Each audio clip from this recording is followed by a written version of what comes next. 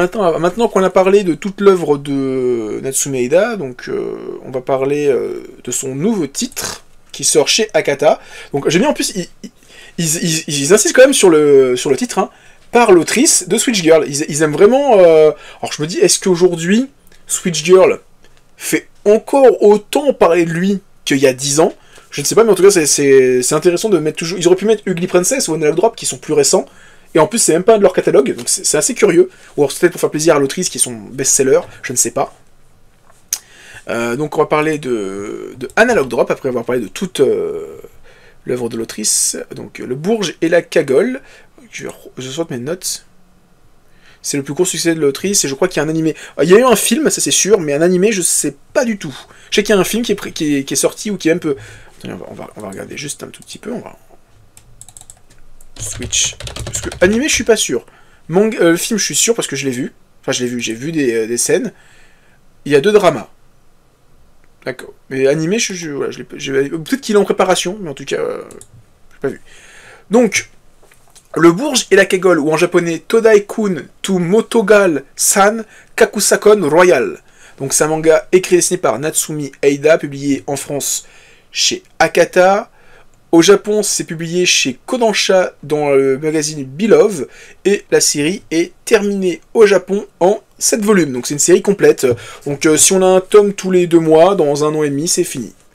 Donc le petit résumé, c'est qu'on va suivre Shutaro, qui est l'héritier d'une famille bourgeoise, et semble promis un avenir radieux, mais plus les années passent, plus il se sent vide de l'intérieur, au point qu'il commence à envisager le pire. Un soir, alors qu'il est perdu dans ses pensées, il rate sa station de train et découvre un nouveau quartier. Dans un petit restaurant populaire, à l'ambiance chaleureuse, il rencontre Manatsu, une ex-gyaru, à peine diplômée. Très vite, ils tombent amoureux l'un de l'autre et décident de se marier. Mais la mère de Shutaro, outrée que son fils adoré choisisse une gueuse comme fiancée, semble prête à tout pour annuler leur fiançailles.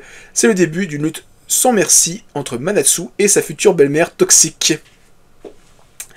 Voilà, donc voilà. On est encore sur les personnages féminins de l'autrice haut en couleur. Hein. Donc, mis à part Ugly Princess, où t'as vraiment l'héroïne recroquevillée sur elle-même, un petit peu persécutée, etc.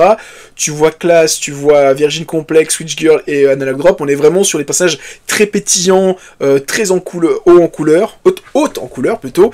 Et alors, ce qui est marrant, c'est vrai que quand je préparais le petit corpus avant sur toute la carrière de l'autrice, ben, le Bourge et la Cagole, l'héroïne, elle est un petit peu bizarre par rapport aux autres. C'est la seule qui est adulte. Parce que jusqu'à présent, on suivait des collégiennes ou des lycéennes. Là, on est sur une daronne de 30 ans. Avant, on avait les personnages qui voulaient, oui, premier rendez-vous amoureux, on va se toucher la main, on va aller faire un date au cinéma. Et là, on est sur, ouais, bail de mariage, bail d'enfant. Ça m'a fait marrer de me dire, putain, il y a eu... tu passes Analog Drop à cette gamine de 17-18 ans, là tu passes à une ex-gyaru 30 ans, bientôt mariée, à un Bourge, etc.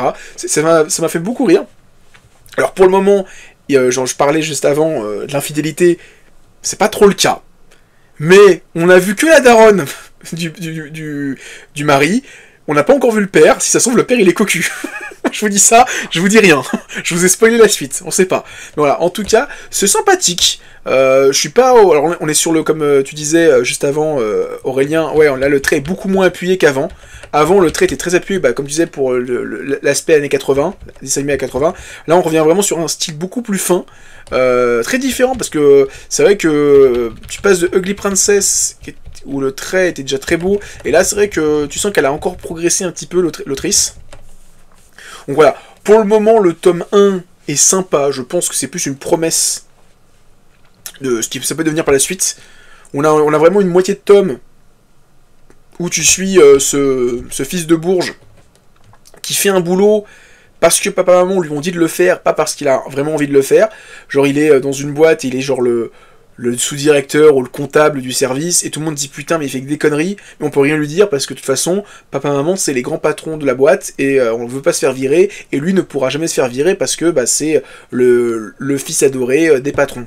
Donc lui il est un peu ce côté, je fais un boulot qui me plaît pas, et en plus on ne me respecte pas, parce que de toute façon ils savent très bien qu'un jour je serai amené à être ce grand dirigeant, il est au bord du gouffre, il a 37 ans, il est malheureux, et il va tomber sur cette jeune fille pétillante qui va lui donner regoût à la vie, à travers des petites choses, typiquement manger une peau de poisson grillé, voilà, c'est des choses qu'il adore. On voit vraiment le mec qui est au bord du gouffre, qui est échec sur échec, et une petite rencontre va vraiment changer sa vie.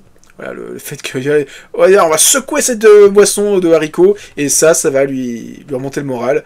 Voilà, il va découvrir toutes les facettes un petit peu what the fuck de sa future épouse, le fait qu'elle adore porter des imprimés animales, et qu'un jour elle était sans, et en fait c'était juste son soutif, et que lui il est tout timide et tout rouge. C'est un passage où à un moment je crois qu'ils sont dans le lit, il a dit « Mais attends, on est ensemble dans un lit, on est complètement nus, tu fais rien, mais attends, ce soir il faut qu'on ken, hein, c'est un truc de fou. » Voilà, c'est très mignon. Et donc voilà, t'as la belle-mère qui est l'antagoniste ultime de la série, et donc il veut pas que son fils rencontre une gueuse, parce que sûrement il y a peut-être des délires de mariage, alliance commerciale avec une autre famille. Ok, c'est publié dans un show. Ok, bah je comprends alors. Parce que c'est vrai que c'était étrange de l'avoir changé du tout au tout, de vraiment. On est passé de l'arc, de ce grand arc héroïne lycéenne à tu suis maintenant une femme dans l'âge adulte, on va dire, dans le début de l'âge adulte. Voilà, ce passage où elle est. Ouais, on est ensemble dans le même lit, on pourrait le faire. Et donc. Il va rencontrer les parents de sa promise, qui sont, voilà, t'as la mère qui est une... Alors, j'aime bien, c'est qu'il y a toute une explication, alors c'est dommage, ils auraient pu garder les vrais noms japonais. C'est en fait, la mère, ils disent que c'est une ancienne racaille japonaise, donc une ancienne ladies. Donc c'est les fameuses, les sukeban, voilà, c'est ça, les sukeban, je crois, c'est ça, vrai nom, donc vraiment les furieux au féminin. Et donc en fait, d'un côté, t'as la mère, qui est une ancienne sukeban, donc une ancienne kaira, vraiment le tokofoku, on bande le sein, on dirige une bande de meufs à moto, on est vraiment des délinquantes, tout ce qu'on veut. Et t'as la Garyu qui est plus vraiment une fille, un peu une cagole en fait, hein, vraiment cheveux décolorés, maquillage outrancier, des petites tenues bariolées. Voilà, c'était très intéressant. J'aurais bien aimé que ils expliquent un peu plus la différence entre les deux. C'est vraiment une page et 2 cases. C'est un petit peu dommage. Voilà, après, t'as vraiment des grandes informations et c'est tout.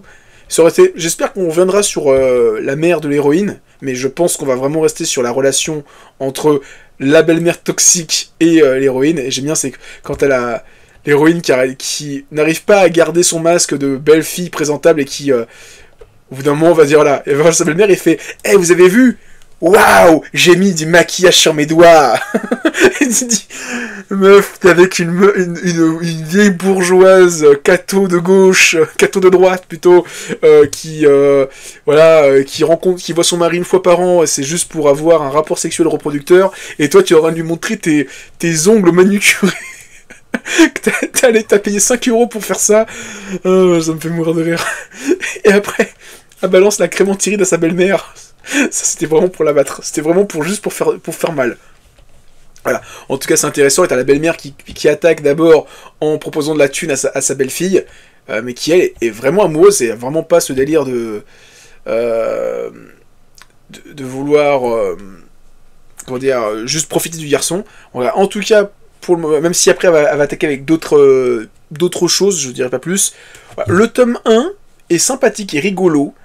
À voir avec les prochains tomes, mais voilà, je sais pas, c'est pas aussi prenant qu'un Switch Girl ou un Ugly Princess, où il y avait sur Switch Girl il y avait vraiment ce délire, cette fille qui changeait d'apparence quand elle rentrait chez elle, et Ugly Princess, un petit rapport au harcèlement scolaire. Là c'est rigolo, mais ça pourrait être rigolo sur un tome, donc c'est plus sur 6 tomes, j'ai peur que ça s'épuise, on verra bien.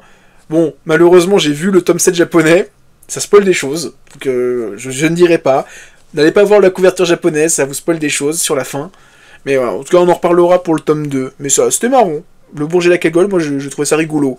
Donc je suis content et ça complète ma petite collection des œuvres de Natsumi Aida. Donc maintenant dans ce petit coin, j'ai ce tout petit coin là. Je sais pas si on les voit. Ils sont juste là. Voilà. J'ai vraiment un tout petit coin avec toutes ces œuvres. Et ça fait quand même quelques shoujo, hein. Voilà, ça fait plaisir. Voilà, ceux qui disent qu'il n'y a pas assez de shoujo dans ma collection, bah voilà. Je vous fais mentir. Ouais, en tout cas, bah, dites-moi si vous Switch Girl, vous avez kiffé ou pas. J'espère que ça vous a fait plaisir, cette petite introduction pour présenter un peu l'œuvre. Je ferai pas ça à chaque fois, mais si l'auteur ou l'autrice m'intéresse, qu'il y a des trucs à dire dessus, sur sa bibliographie, je le ferai à chaque fois. Natsume Maeda, voilà, je voulais en profiter. En plus, il y a sa venue, donc ça fait... j'en profite aussi un petit peu, ça va faire un petit peu de... un peu de pub, enfin, on verra. Je sais pas si c'est une autrice qui est si bankable que ça. J'ai pas regardé si les tomes ont été bien... Enfin, sur Manga Collect, il y a eu beaucoup de ventes ou pas. Moi, je me suis quand même fait chier à l'acheter en physique et en numérique, hein, mais juste pour avoir le tome 1 en physique. Hein, après, on arrête. Le tome 2, il sort au mois d'avril. Oh, c'est cool, ça va sortir vite. Il y a 300 personnes qui l'ont acheté sur Manga Collect. Ah ouais, c'est pas beaucoup. Après, il faut multiplier ça peut-être par 10 ou par 5, mais ça reste pas non plus une très grosse vente. Voilà, en tout cas, le Bourget à Kagol, c'est rigolo. On verra avec le tome 2 au mois de... Donc ils ont dit quoi? Au mois d'avril, c'est ça? Au mois d'avril, on verra avec le tome 2. La belle-mère qui va continuer à foutre le bordel. Moi, j'ai hâte de voir ça.